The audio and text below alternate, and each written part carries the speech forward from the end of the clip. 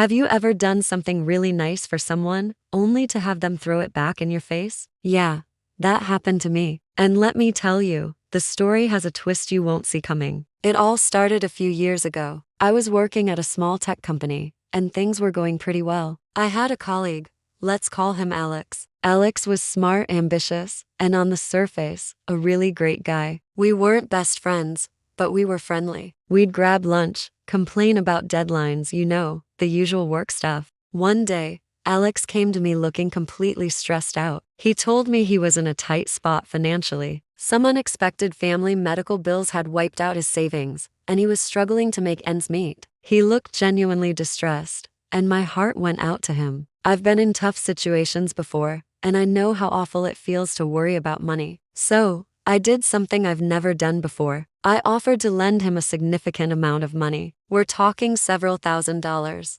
Enough to cover his immediate problems and give him some breathing room. He was so grateful. He promised up and down that he'd pay me back as soon as he got back on his feet, setting up a monthly payment plan. I didn't even ask for any interest. To me, it was just helping out a friend in need. We didn't sign a formal contract, just a simple written agreement on a piece of paper which we both signed. I trusted him. That was my first mistake. For the first couple of months, everything was fine. The payments came in right on time. We'd still chat at work, and he'd always thank me, saying how much my help meant to him. I felt good about what I'd done. Then, the third month came, and the payment didn't arrive. I sent him a casual text, just a friendly reminder. He replied almost immediately, apologizing profusely. He said something came up, but he'd send it in a couple of days. A few days passed, and still nothing. I brought it up in person at the office, trying to be as gentle as possible. He got really defensive.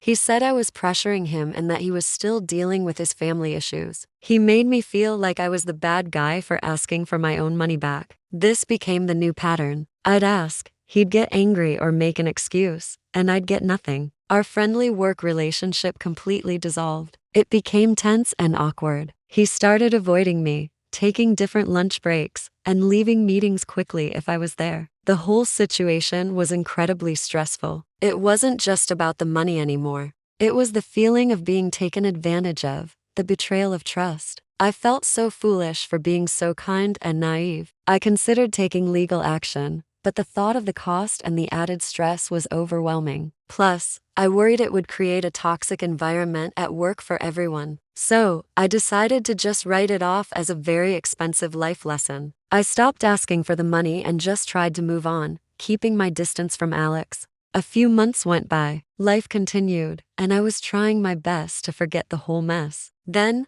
our company announced a huge new project. It was a career-making opportunity, a chance to lead a team and develop a groundbreaking new app. Everyone was buzzing about it. The project lead position was a major promotion, and competition was fierce. Naturally, both Alex and I applied. We were probably the two most qualified candidates in our department. The application process was intense. There were multiple rounds of interviews, presentations, and technical challenges. In the final round, we had to present our vision for the project to the entire executive team, including the CEO. This was it, the moment that could define our careers at the company. I poured everything I had into my presentation. I spent weeks preparing, researching, and refining my ideas. I was nervous, but also confident in my plan. I presented first. It went really well. The executives were engaged, asking thoughtful questions. I felt a sense of relief and pride as I finished. Then, it was Alex's turn. As he started speaking, a weird sense of déjà vu washed over me. His opening was familiar. His core concepts sounded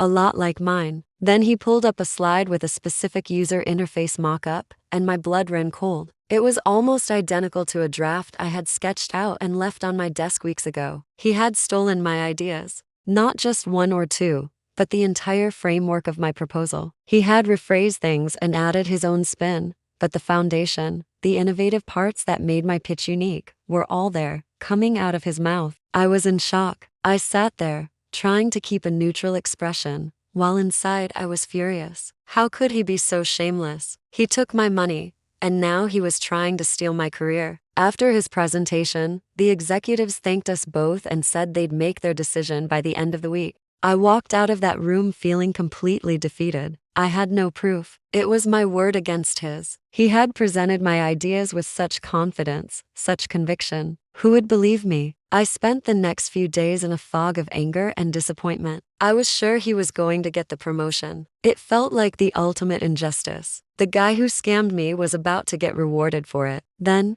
Friday came. The CEO called a department meeting. My heart was pounding in my chest. This was it. The CEO started by talking about the importance of the new project and the high quality of the final presentations. He commended both me and Alex for our hard work. Then he said, this was a very difficult decision. Both candidates presented compelling visions. However, leadership isn't just about having good ideas. It's also about integrity. My head snapped up. He looked around the room, and his eyes briefly met mine before shifting to Alex. He continued, it has come to our attention that there were significant overlaps in the two final proposals. While we appreciate Alex's enthusiasm, we have serious concerns about the originality of his work. The room went silent. You could hear a pin drop. Alex's face went completely pale. The CEO went on to announce that I had been chosen as the project lead. There was a polite ripple of applause, but everyone was staring at Alex. But the CEO wasn't finished. He then said, and Alex, we need to have a separate conversation with you and HR about professional conduct.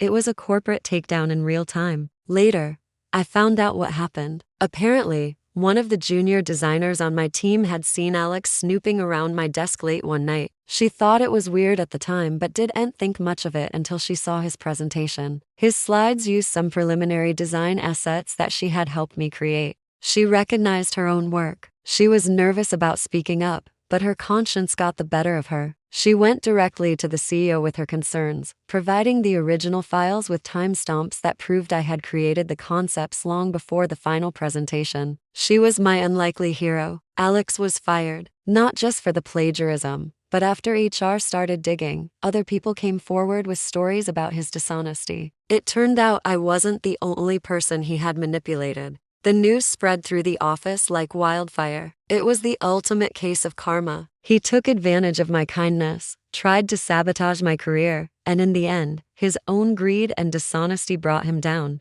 As for me, leading that project was the best thing that ever happened to my career. It was a massive success, and it opened up so many doors for me. I never got my money back, but honestly, what I gained was so much more valuable. I learned a tough lesson about trust. But I also learned about the importance of integrity and that sometimes, the universe really does have a way of balancing the scales. So if you're ever in a situation where you feel like you've been wronged, just keep doing the right thing. You never know when karma is waiting just around the corner to have your back. Thanks for listening to my story. If you've got a crazy karma story of your own, drop it in the comments below. And don't forget to like and subscribe for more content.